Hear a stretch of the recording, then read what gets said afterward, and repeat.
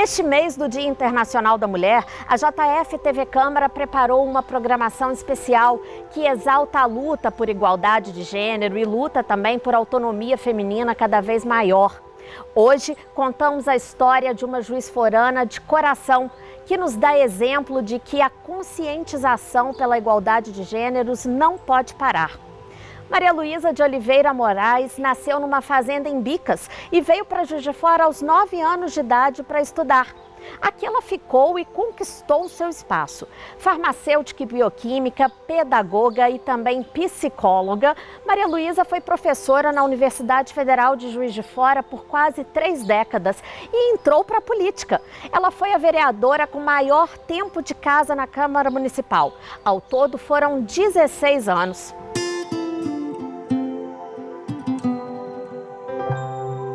E é uma honra para mim receber aqui a TV Câmara e poder conversar, né, sobre os meus mandatos, sobre a minha história, sobre a minha vida, enfim, eu estou inteiramente à disposição e, sinceramente, muito honrada. Em 1982, quando eu fui eleita pela primeira vez, nós éramos 2 vereadoras, que era a Raquel Scarlatelli e eu. Depois a Raquel saiu, foi exercer um cargo no Estado e eu fiquei sozinha na Câmara representando a mulher de Juiz de Fora.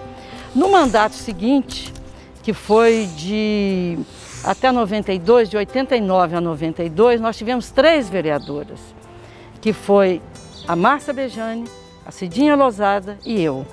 Depois eu fiquei sozinha no mandato seguinte, depois eu saí da Câmara e eu sei que depois a gente teve o número de vereadoras no máximo 2. Então eu acho que as 4 vereadoras de hoje, elas têm uma representatividade muito grande, muito boa, embora eu ainda ache que seja acanhado o número de representação feminino na Câmara.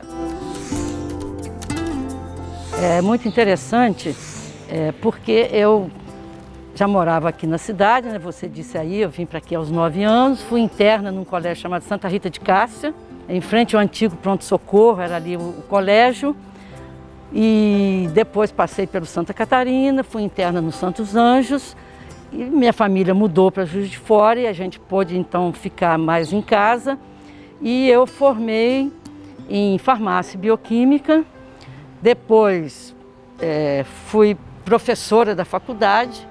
Eu consegui uma bolsa de estudos da CAPES na época e fui fazer uma pós-graduação no Rio, na Faculdade Nacional de Farmácia no Rio, que era ali na Urca, na Praia Vermelha, e ali eu fiz o curso de análises clínicas, pós-graduação em análises clínicas. Depois eu retornei para Juiz de Fora e fiz pedagogia.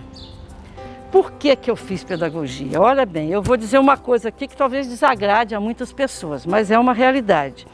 As pessoas formam no curso superior e vão ser professores daquele curso. Por exemplo, forma em odontologia, vai ser professor da odonto. Forma em direito, vai ser professor de direito. Sem nunca ter passado por uma matéria pedagógica, por uma aprendizagem didática.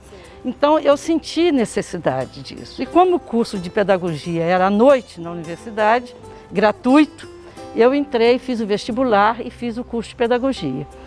E me ajudou muito, muito, muito. E depois eu fiz o curso de psicologia, sou da 2ª turma do SES de psicologia. E nesse período todo, eu entrei para a política porque, sendo pedagoga, quando o prefeito Melo Reis, quero até fazer uma referência ao prefeito Melo Reis, para mim foi uma pessoa que me ensinou muito, deixou muitos exemplos de administrador, na cidade, uma pessoa que conhecia a cidade com a palma da sua mão e tinha um amor profundo por Juiz de Fora. Eu fui convidada pelo prefeito para ser secretária de Educação quando ele ganhou a eleição em 1976. Eu fui então secretária de Educação de 1977 a 1982. Foram 6 anos, porque naquela época, aliás, houve uma prorrogação de mandato de 2 anos, para coincidirem os mandatos. Olha que coisa interessante. Então, coincidiram todos os mandatos, de prefeito, vereador, governador, senador, deputado federal e estadual. Quando terminou o mandato do prefeito Melo Reis, veio o mandato do prefeito Tarcísio Delgado, que também ficou 6 anos.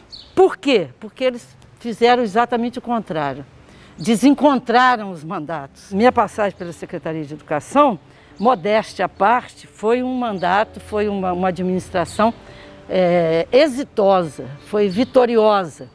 Tanto assim que nós construímos 4 escolas de ensino fundamental e 12 escolas de educação infantil. Quando eu saí, no final do governo, a última escola a ser inaugurada, que foi a Escola Professora Maria Malta, que nem existe hoje, eles trocaram o nome, era lá no Ipiranga, foi inaugurada pela pessoa que me substituiu na Secretaria de Educação, que eu tive que desincompatibilizar em 1982 para poder me candidatar e ser candidata a vereadora. Com a criação das escolas de educação infantil, a gente favoreceu a família de uma maneira geral, né?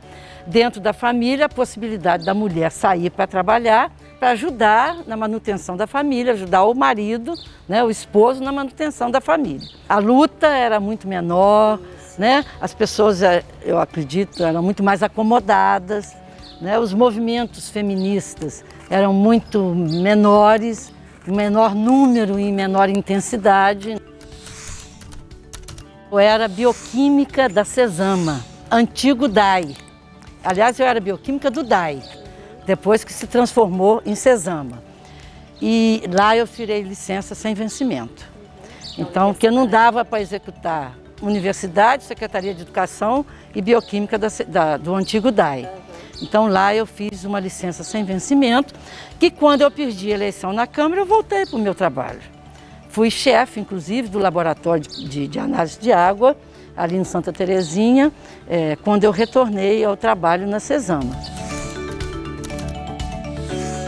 Eu saí porque eu fui exercer o cargo de secretária de governo, na administração do prefeito Alberto Bejani. Quando o prefeito Alberto Bejani foi afastado, não interessa aqui entrar em detalhes, não acrescentariam nada, que assumiu o prefeito José Eduardo Araújo, ele me convidou para ser superintendente da AMAC.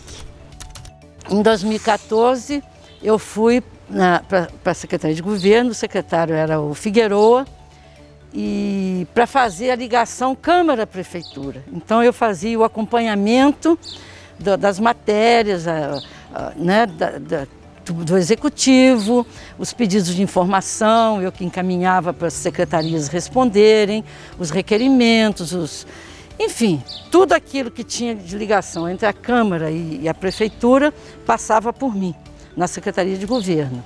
Até que o Bruno me chamou e falou assim: Maria Luísa, eu queria te transferir para a Casa da Mulher. Você ser coordenadora da Casa da Mulher. Você vai lá, vê se você quiser, não é forçado. Se você gostar, se você achar que está de acordo com o que você gostaria de fazer, você fica. Se não, você volta para aqui. Aí eu fui e amei, apaixonei pela Casa da Mulher. Sou apaixonada até hoje pelo trabalho que se desenvolve lá.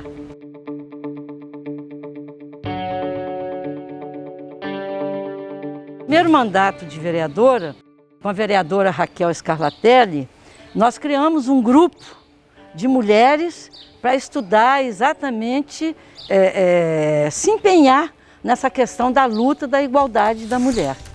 Foi na época, isso foi em 1977. É uma luta que continua até hoje, né? Hoje você vê a luta feminista, sobre o que se busca hoje? Exatamente a igualdade de salário, a oportunidade de emprego, o direito à creche, entendeu? Então, mais ou menos a mesma coisa em ponto menor, porque as reivindicações, as coisas eram num número muito menor do que hoje.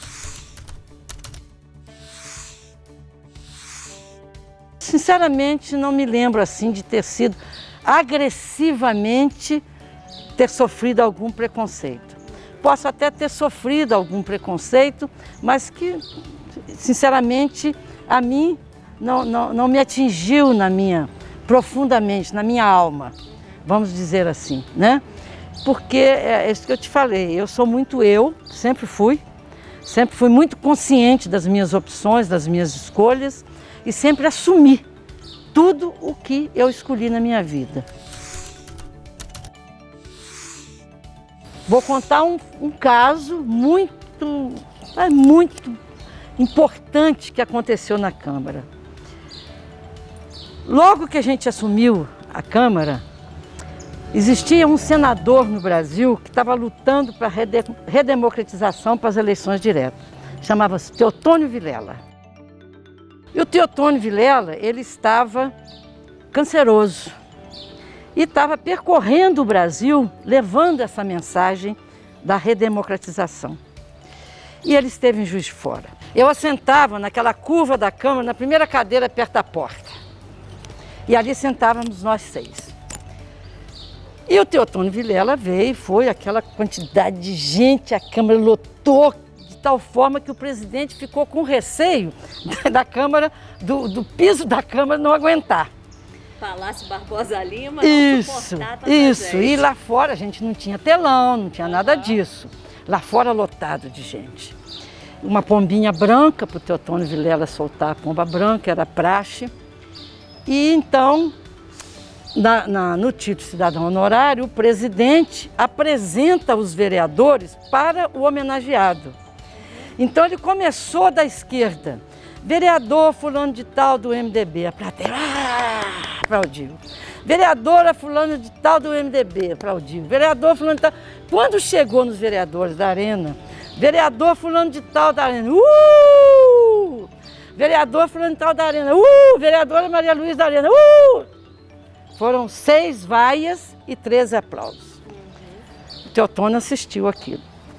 Quando terminou, o Teotônio foi chamado, foi feito o discurso do vereador que deu o título, do Marcos Pestão, discurso lindíssimo. Marcos é inteligentíssimo, um rapaz extremamente inteligente, gosto demais dele.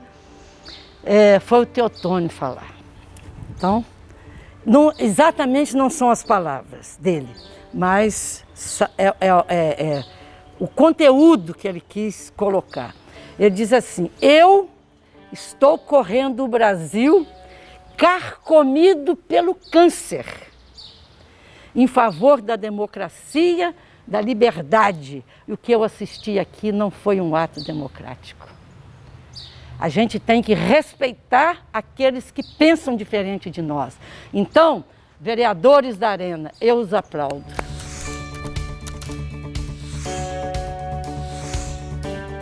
Cada ser humano é um original sem cópia. Cada um de nós é um original sem cópia, né? É o que eu falava, por exemplo, lá na Casa da Mulher.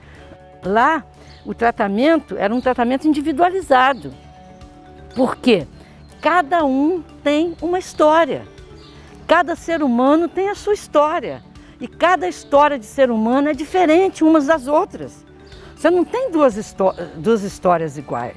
Então, se na Casa da Mulher chegassem, por exemplo, 2 mulheres vítimas de violência doméstica, ambas receberam um soco no olho direito e ficou roxo. Então você tem um protótipo de atendimento? Não. Cada uma tem uma história. E lá na Casa da Mulher, ô Judite, a gente trabalhava sem preconceito nenhum. As pessoas, todas as pessoas eram atendidas da mesma forma. Branco, preto, velho, novo, criança, adolescente, da mesma forma. Gay, homossexual, tudo igual. Eu não tenho que dizer qual é o sexo dele, não. Eu não tenho que dizer qual é a orientação sexual dele. Eu não tenho que julgar aquilo que é direito dele, a escolha dele. Eu saí da Casa da Mulher porque é normal que acabou uma administração, né? Os cargos de confiança são todos exonerados e o meu cargo era um cargo de confiança, eu fui exonerada, né? Eu aceito isso com a maior tranquilidade, com a maior clareza de que é assim mesmo que acontece sempre. E eu estou à disposição. Atualmente eu estou fazendo pintura, estou fazendo artesanato, estou fazendo música, estudando música, mas nada impede, se amanhã eu puder voltar a executar um trabalho, ainda que voluntariamente, eu vou voltar. Então, mais ou menos, foi essa trajetória que eu fiz, né? De trabalho, de estudo, de luta, que me orgulha e me enche muito de alegria quando eu faço uma retrospectiva e vejo a estrada que eu caminhei. Acho que se eu voltasse, eu caminharia da mesma forma, do mesmo jeito. Maria Luísa, muito obrigada pela entrevista. Com certeza foi muito importante para a história da JF TV Câmara, para a nossa programação. A gente está muito honrado de poder ter esse bate-papo com a senhora e poder exibir isso para a população da cidade. Foi um prazer. Olha, eu posso dizer a você que o prazer foi meu. É uma honra muito grande poder estar aqui com você, poder contar essas histórias, né? Que às vezes a gente não tem muita oportunidade de contar. A Câmara, eu tenho um amor muito grande pela Câmara, pelo período que eu passei, foi muito produtivo para mim, foi um aprendizado muito grande para mim e eu estarei sempre à disposição. Agora, a honra é toda minha, pode ter certeza absoluta disso.